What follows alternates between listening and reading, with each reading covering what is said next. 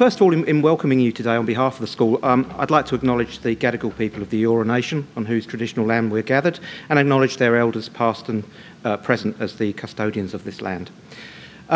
Friends, colleagues, I've got the privilege, as has been said, of introducing Daniel as our guest speaker today. And I might start by saying that one of the pleasurable and rewarding features of the job that I now am in is that I get to meet and interact with many talented and inspiring alumni, and Daniel certainly fits that bill. He's an industry leader, philanthropist and social entrepreneur, and he's currently a partner at Airtree Ventures. He's been at the forefront of Australian technology industry for more than 20 years and has been in senior management roles at Microsoft and PBL Media. And he's also played founding roles at two very successful technology investment companies, eCorp and Netus.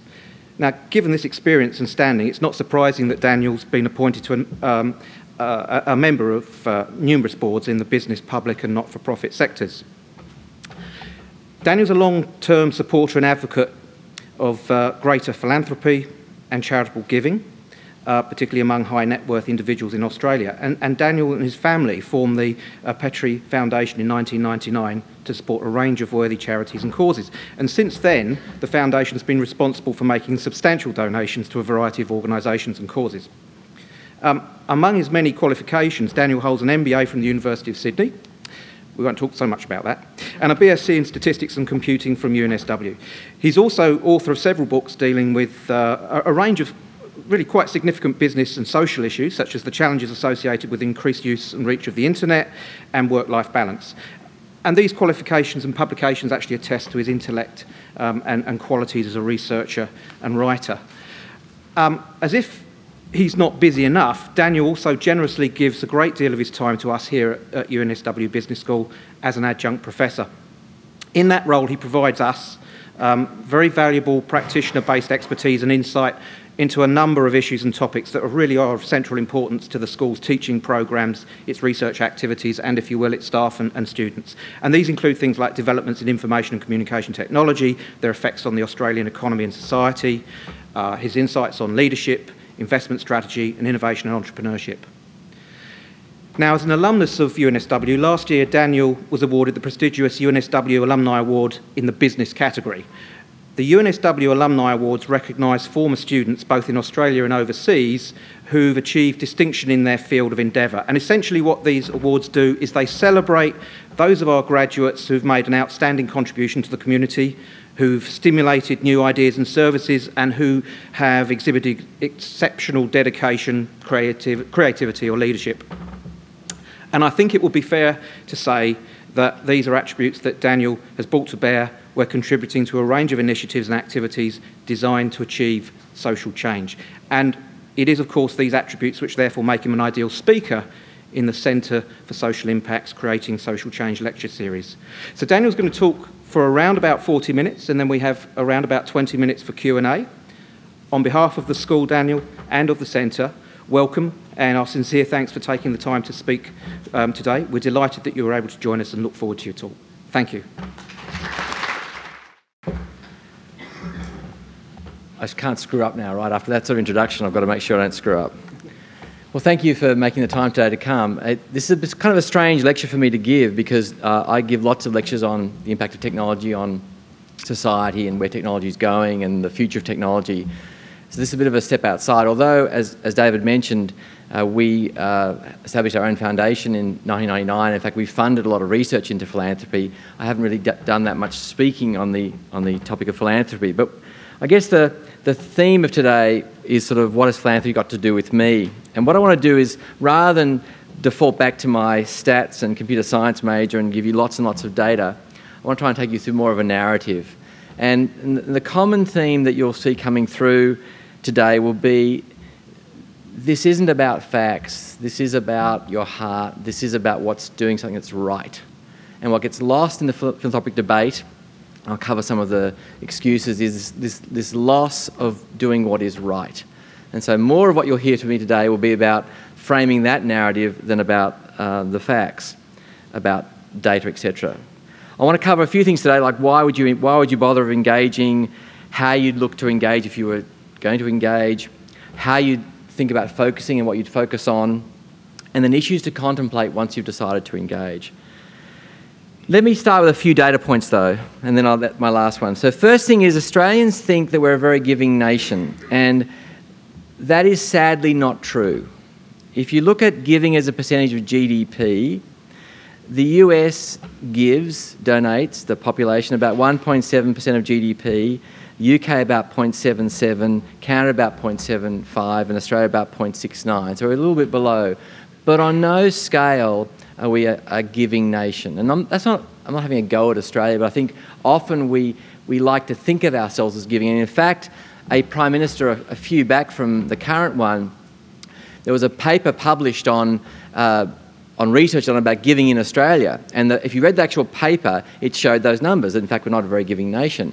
And yet the executive summary said that we were an incredibly giving nation, one of the most giving in the world. And I spoke to the head researcher and the head of department. I said, well, the executive summary is meant to summarise that thing, not be completely different to that thing. That's the whole point of them.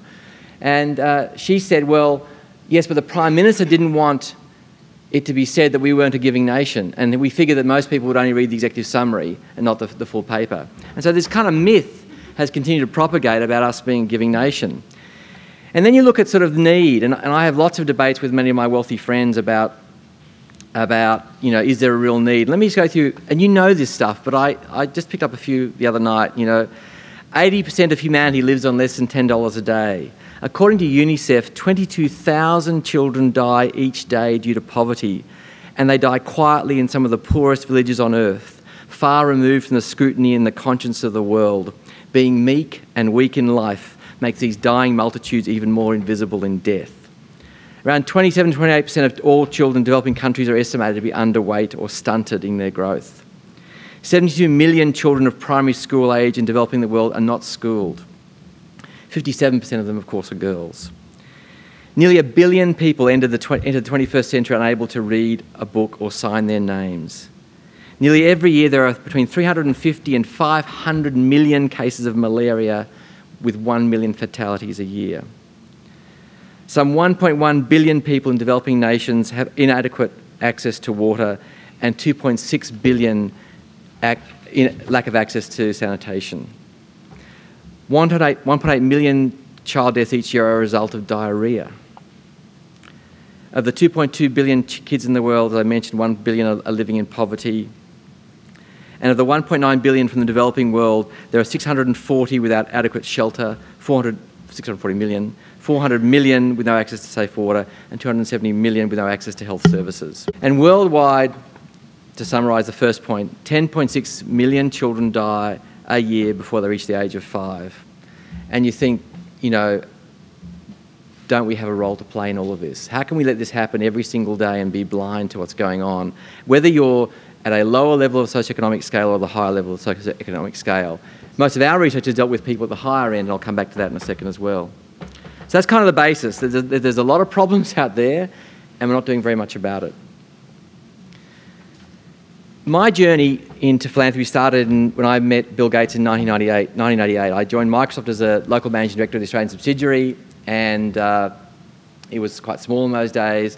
And I got to know Bill quite well. I reported to him. I went to work in America and reported to him for a number of years, running one of the 5 product groups. I was the first non-American vice president in the company, the only non-American to run a product group. And I spent a lot of time with him. And what was outstanding about Bill Gates, and is outstanding about Bill Gates, is not just that he's very smart. He is clearly the smartest person I've ever met with respect to all the people in the room.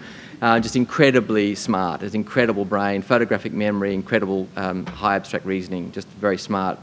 But he had this deep-seated, deep-set sense of philanthropy. And it came through his family. And I remember talking to him about it on planes. We'd be flying around the US doing analyst briefings, and we'd talk about it. And it was clear in his bones was this sense that he had to be strong in philanthropy. And it came from his mother. And his mother, Mary Gates, who was a philanthropist, and she was like an upper middle class, Bill Senior and Mary Gates, Bill's parents. And her basic tenet, which I loved, and the first moment I remember, we were flying to New York to do an analyst briefing, and he told me that, he said, what my mum says is that if you're successful in life, it is your responsibility, not your choice, of whether to engage energetically with charities. And I love that sort of, that that proposition that it's not a choice, it's a responsibility. You've been lucky, and part of the social contract is you've got to give back. Not a choice thing. You've just got to do it. Unfortunately, not many rich Australians really get that, and we'll come back to that in a sec. And what he said, though, he said that he said, I want to do this very, very well and properly, and I'm not going to do it half-assed at Microsoft. But when I leave Microsoft, I'm going to devote my energy, my money, and my resources to trying to make the world a better place. And I'll talk a bit more about what he's done in terms of his wealth and his impact. But this sense about responsibility resonated very much with me in those early days. Over the time, I also met other people, and I've got some quotes I want to go through with you. And not that quotes, necessarily tell us everything. They give us a sense of the thinking behind very smart people and where they were coming from. And there's two quotes from Warren Buffett I want to talk about and refer to. And you know Warren Buffett, he's one of the greatest industrialists or investors in the world. Berkshire Hathaway is his investment company. He's regarded as the most successful businessman, I think, ever on the planet. He lives in Omaha still in the home he's had for, I think, now 30 years. He's committed all of his wealth to philanthropy now into the Gates Foundation. But above and beyond all that, and he's a super smart guy and a great investor. In fact, a funny little story was we went to Bill Gates' wedding on the island of Lanai. And he is the world's greatest investor. I mean, 5 seconds with him and you can transform your life kind of thing, right? And so I went off to play golf because I was told to play golf with this group. My wife was playing croquet and she was in a group. And I said, who are you with? She said, some old guy. He was lovely. We just chatted. And then at dinner, she goes, oh, there he is there. I said, that's Warren Buffett. Did you ask him about investment tips or anything? No. And she, of course, she cheated in the game and he found it quite affronting because my wife cheats at most sports. And so she was sort of kicking the ball and moving the hoops and it was all quite confronting to the poor man. Anyway, so his first quote is this sense of how we reward people in society. And sadly, those who get most reward are those who make the most money. It's not right. By any sort of philosophical sort of scale, it's a really dumb way to run a society, but that's how we do it. We give the most money to the people who make the most money. And as you can see here, that his skill of seeing and detecting mispriced securities gives him billions of dollars seems quite a capricious allocation of wealth compared to people who die on battlefields or who teach or who are nurses or who are doctors, etc., etc. The other quote that I like from Warren Buffett, and I'll mostly let you read this one, it's a bit longer, but if you're in the luckiest 1% of humanity, you owe it to the rest of humanity to think about the other 99%. And I love this part. He said, take me as an example. I happen to have a talent for allocating capital, as per the first slide, but my ability to use that talent is completely dependent on the society into which I was born. If I'd been born to a tribe of hunters, this talent of mine would be pretty worthless. I can't run very fast, I'm not particularly strong, and I'd probably end up as someone else's dinner, at some wild animal's dinner. And I think the point about this, which resonated, and I spoke to him actually later on when he joined the Gates Foundation. He, of course, he loves the idea of making money. He thinks it's a viable and a fair profession, but he also gets how lucky he is, and that he has a responsibility to then give back. And he also has very strong in him, and we'll talk about the way he treats his children, that this accumulation of wealth is fine, but you then need to give it away. Andrew Carnegie, who I'll refer to in a moment, who's a very famous American industrialist from the 1890s through early 1900s. His view of life was that the first third of your life you learn, the second third of your life you work and earn money, and the third you give it all away. And so there's this concept that only recently, it maybe comes from a regurgitation of Tudor England, where you pass on wealth down to the generations beneath you. And yet some of the smartest billionaires I know, the Gateses and the Buffetts, know that will just pollute the young. It'll pollute their children and won't put them in a good stead. And in fact, Buffett's great quote with regards to his children is that he wants to leave them enough so they have a choice, but not so much so they don't need to make a choice. And I think that's a fantastic way of thinking about handing off. The other quote I love, and whether your politics are Democrat or Republican in the US context, is Robert F. Kennedy's. And I think this is a speech he gave at a university campus in '66. And again, it's this common theme. And so then these intelligent, inspiring leaders, that history will judge you as the years pass. You'll judge yourself to the extent to which you have used your gifts and talents to lighten and enrich the lives of your fellow men. In your hands lies the future of your world and the fulfillment of the best qualities of your own spirit. And again, nothing about himself, but about how what he can do can help others. Which brings me to my favourite dead industrialist, Andrew Carnegie. Now, the thing to know about Andrew Carnegie is he wasn't really a nice man.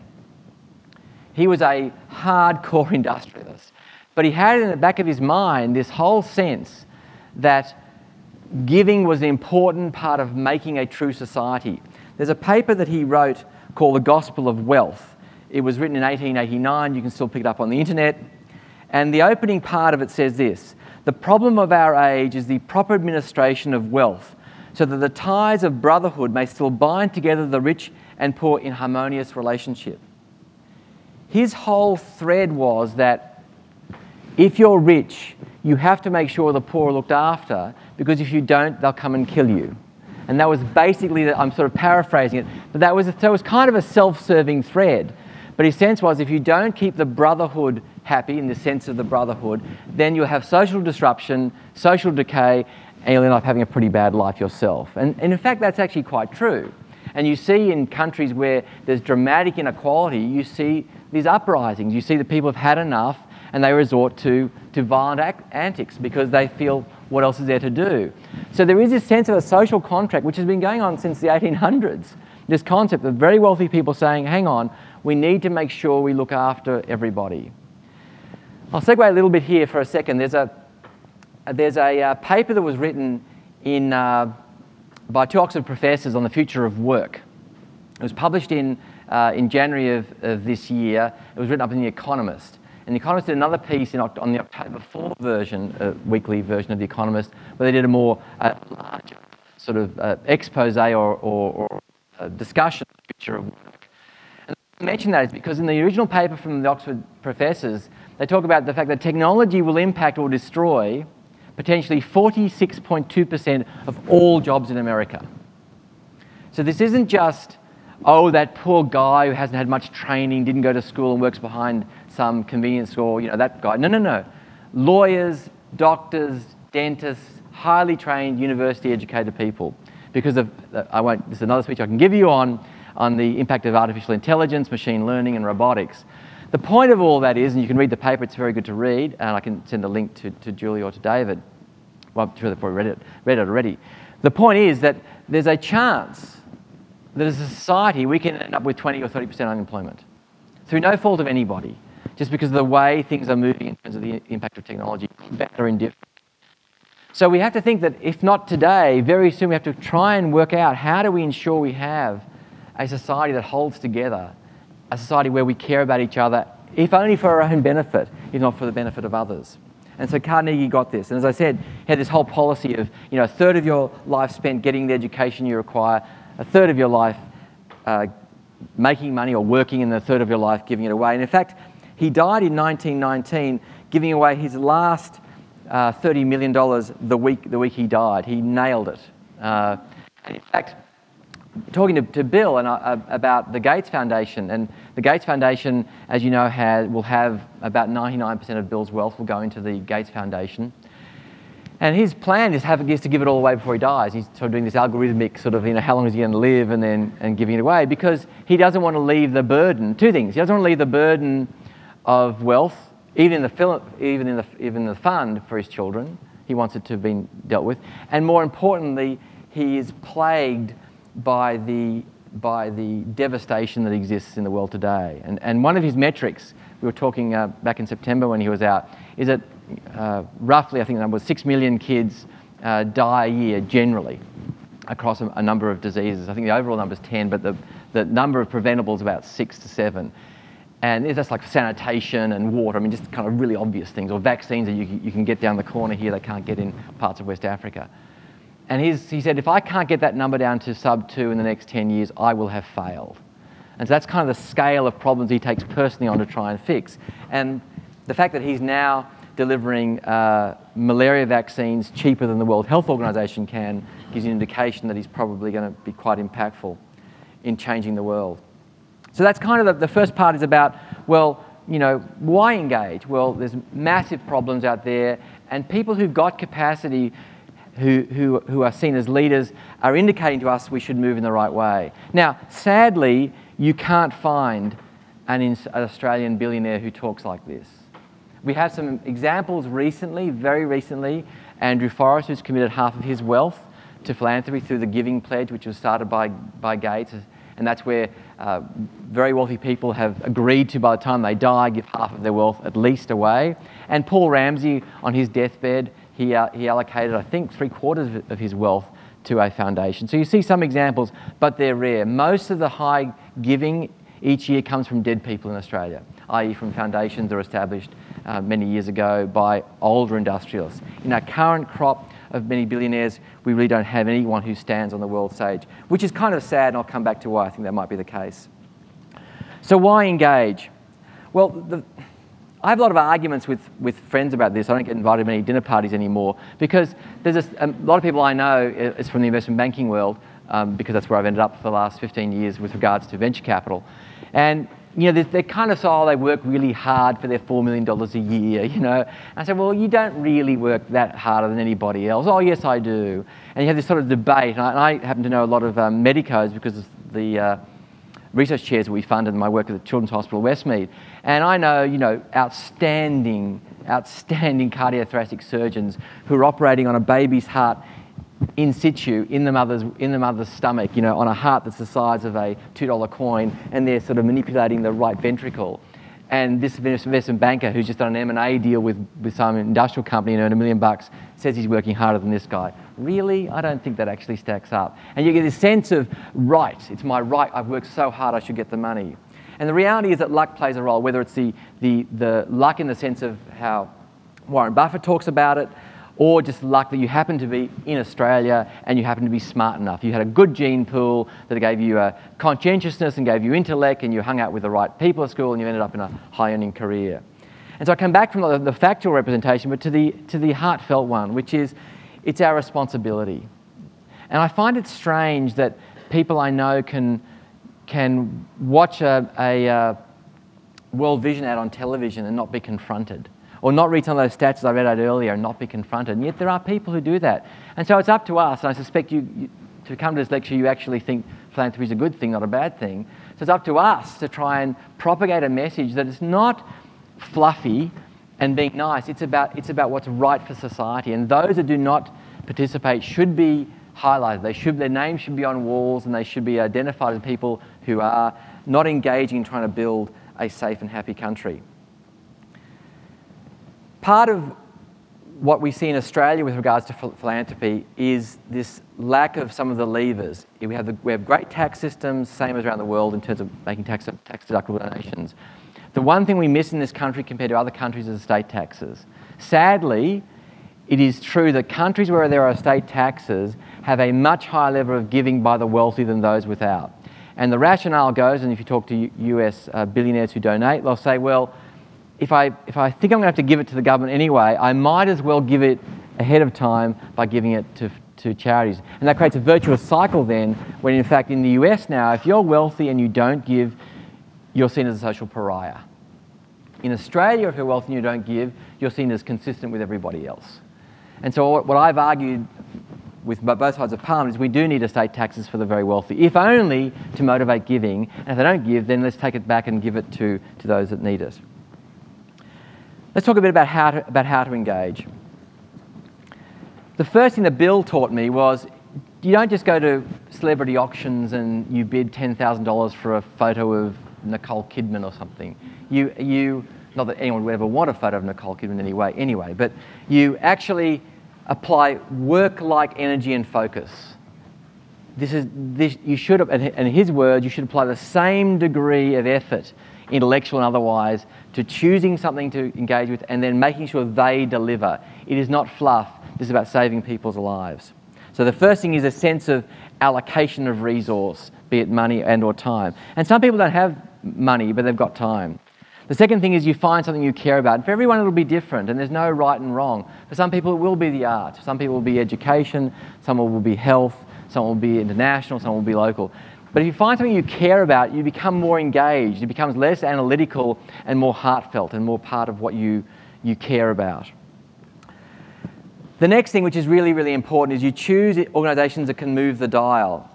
As I'll talk about in a moment, we funded medical research. We do fund medical research, three chairs across different areas. And the first one we went to fund was one in breast cancer. And so the first thing I did, reason was my wife's mother died of breast cancer, my wife's mother's sister died of breast cancer, we had 3 daughters, so it was a bit like Carnegie, self-serving.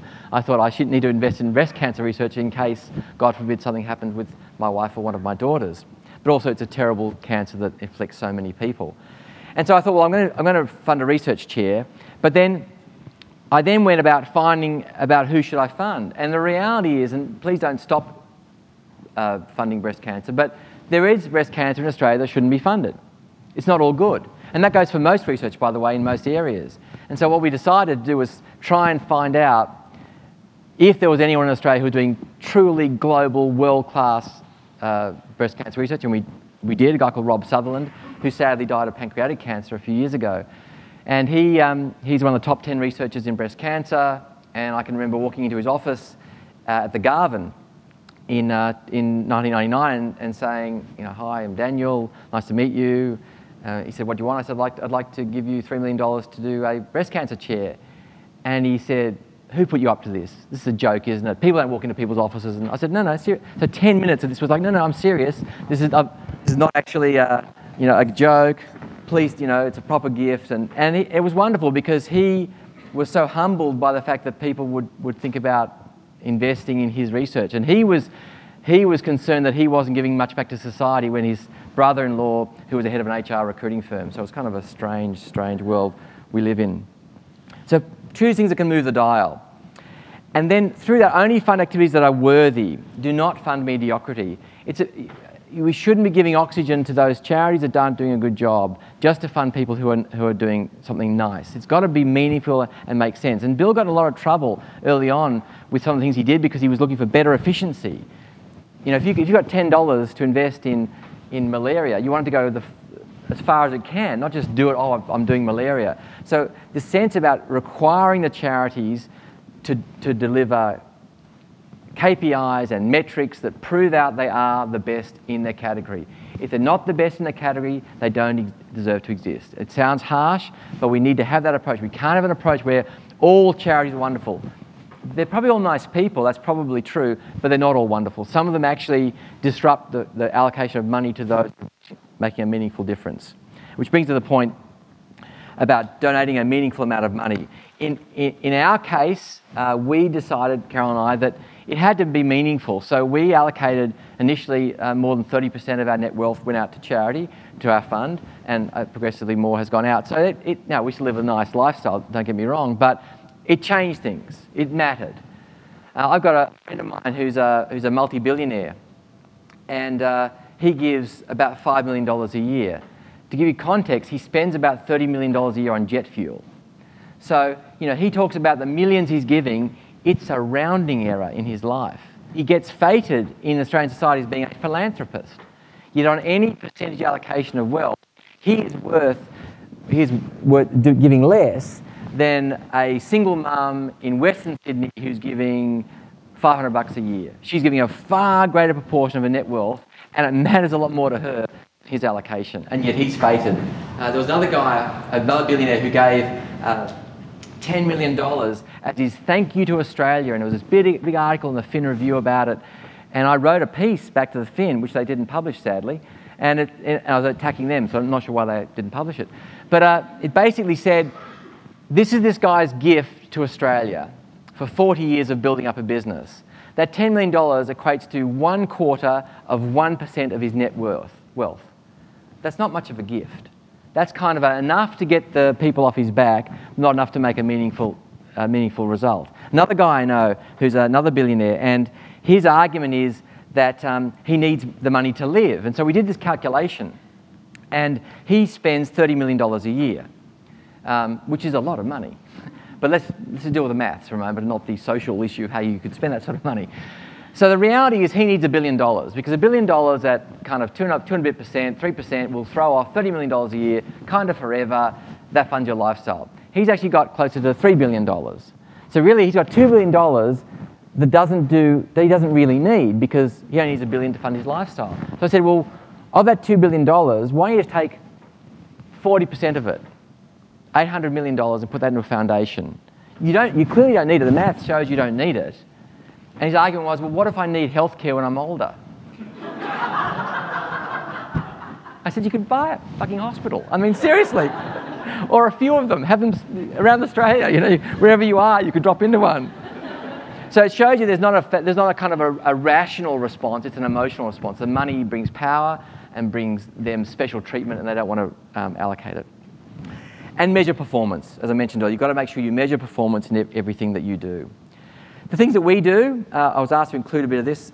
So we do medical research. I went to visit a hospital. My sister died in a car accident, and that's why we came back to Australia. And the baby, her daughter, my niece, was 6 months old and basically rolled down the highway and had terrible injuries, brain injuries, and broken everything. And so I used to visit her at what was Westmead Children's, it used to be in the city location, Camperdown. I remember walking past the burns ward, the paediatric burns ward.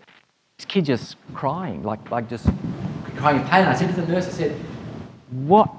And she said, we can't afford enough burn beds. So these kids are on normal beds, and they're on high morphine to try and keep the pain, but they're in so much pain they just can't stop crying. And I thought, this is a pretty screwed up society where you have kids in a city like Sydney that there aren't enough burn beds allocated. And that started our journey into medicine. We bought a bunch of burn beds, as you could imagine. And then we got into medical research because we thought, let's try and find cures to things. So we fund a chair in paediatric neurology, which was kind of related to the area with my niece's brain injury. And then in breast cancer, and then one now in cancer genomics, and then now one in prostate cancer, because it's a terrible killer for men, and there's very little research actually going into prostate cancer in Australia. The next thing we did was spend quite a bit of money in hunger projects in West Africa. West Africa because, and this is my view, I'm not suggesting it should be other people's view, but there are some countries that without help, they just haven't got a chance. They just haven't got a chance. And Burkina Faso is one of those countries. If the rest of the world doesn't help Burkina Faso, they are screwed. There's no natural resources, there's nothing. And so we chose Burkina Faso. We've done this work through this group called the Hunger Project, and we built this thing called an epicenter, and it's remarkable. It's for $500,000, we built this thing, and it includes a grain store so they can store their grain and then sell it when the prices are right, not just when they've harvested, so they get a much better yield. It's got a school, it's got a microfinance bank, it's got a medical center, it's got a whole bunch of things. And the magic is that for $500,000 done, we are impacting the lives of 25,000 people forever, which are the people in the local villages. So it's an extraordinary kind of yield. And so we're been quite long now in doing other things in West Africa. Not that we don't think there's needy things in Australia, but as a return on investment, it seemed extraordinary, and just the number of people that could be impacted.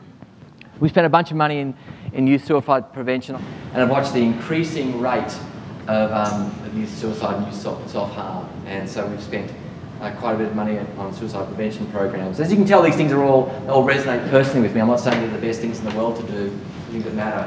And we also, I'm a great believer in academia and furthering research. So here at New South, we have an ongoing in perpetuity program of funding doctoral research grants. It's got my wind up, so I'll need to rush through the rest.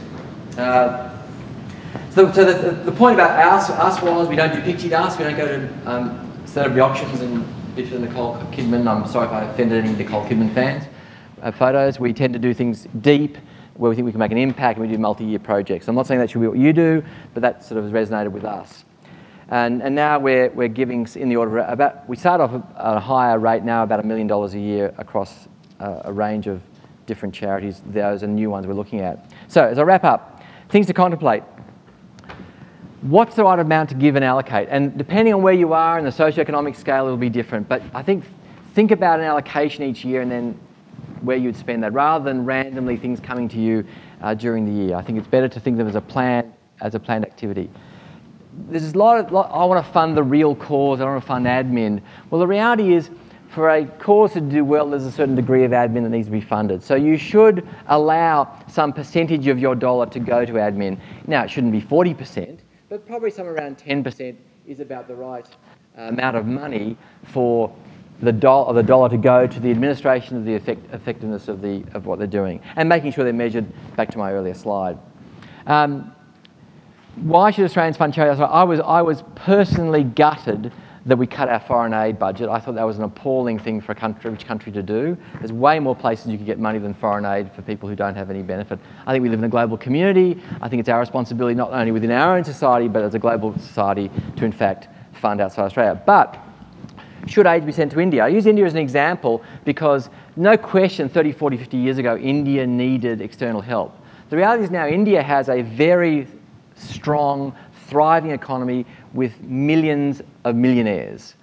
The problem is, in the Indian economy, the Indian millionaires aren't giving as well. And so I'm not sure, personal view, I accept others have different, that we should be giving money to India to solve India's problems. Just as I remember Gates, someone approached Gates about funding some Indigenous care programs in Australia. He does fund research here, and he said, well, no, you guys have got enough money in Australia to fund Indigenous care programs. It's up to you guys to solve that problem. Research is a different thing, it's a global thing, and his point was valid, I think, and that would be my case for India. There's a role of venture philanthropy, but I don't mean there are people who are trying to do cool things and they may not succeed. In venture capital, which we do, the 10 investments you'll do, half will blow up, a few will just make their money back, and hopefully a few knock it out of the park, which gives a return for the fund. You do want people looking at areas of need in different and creative ways. So you may decide to fund activities that aren't that successful early on, but from that learning becomes new ideas. And so Social Ventures Australia, which has been a strong creator of venture philanthropy, is one of those organisations, and there are many others. So it could be through that you decide to interact. And when to pull a plug. My point here is I don't think you should do things forever. I think you have a metric of things will be achieved over a period, and so you and the charity know this is a contract. We're not much mucking around here. This is I'm going to give you hard-earned income, and you're going to do something good with it, and you're going to produce outcomes. Second to last slide, the whole, this Maslow's hierarchy of needs, and this whole sense about, as Australians, we don't need to worry so much about physiological needs. Those things are covered for. I mean, love and belonging, of course, look at issues. But we can move in the sense of being higher order. In Australia, we're a lucky country. We can think about the needs of others in a greater world. And I'll leave you with my favourite quote of all times, and if those of you who've seen it a few times, my deep apologies. But it's what I think of when I think of a successful life. So I'll just read it in case you can't read it. They say it's by Ralph Waldo Emerson, although in fact it was by his mistress. But no one wants to say it because it's kind of a bit icky, right? But it actually wasn't Ralph Waldo Emerson. He borrowed it as a writing from his mistress. It's to laugh often and much, to win the respect of intelligent people and the affection of children, to earn the appreciation of honest critics and endure the betrayal of false friends, to appreciate beauty, to find the best in others, and kind of my favourite last two parts, to leave the world a bit better, whether by a healthy child, a garden patch, or redeemed social condition. To know that even one life has breathed easier because you have lived. This is to have succeeded. Thank you very much.